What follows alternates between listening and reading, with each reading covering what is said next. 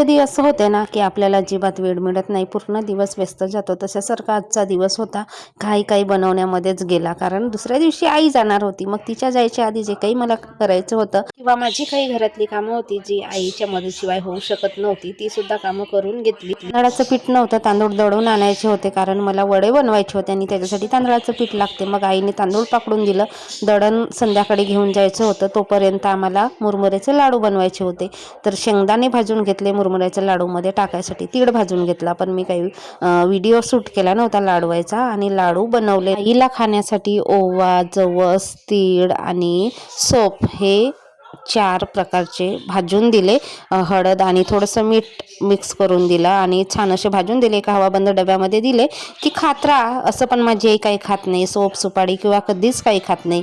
वयपरत्वे म्हटलं हे तरी खा, चांगलं असते आपल्या पचनशक्तीसाठी जेवणानंतर किंवा कधी पण. दिवाळीपासून चकलीचा पीठ होता, तर त्या चकल्या बनवून घेतल्या, रुद्रांसच्या फेवरेट. आणि मुगाची डाळ भिजवली होती, तर त्याचे संध्याकाळी वडे बनवले. मग जाताना उद्या माझी आई घेऊन जाणार माझ्या वडिलांसाठी सुद्धा, त्यांना आवडतात वडे.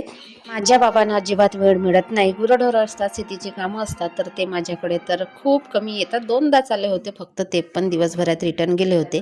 आणि इथं आल्यापासून तर आलेच नाही. मग काय, मीच मग कोणी आले तर त्यांच्या आवडीचे वडे बनवून पाठवते. पाक वगैरे झालं, गरमागरम वडे खाल्ले. जेवायचं बाकी होतं, पण रुद्रांसचा अभ्यास घ्यायचा होता, तर मग अभ्यास करून घेतला. आणि रुद्रांसने तर काय त्या आपल्या आवडीच्या चकल्या खाल्ल्या आणि झोपी गेला.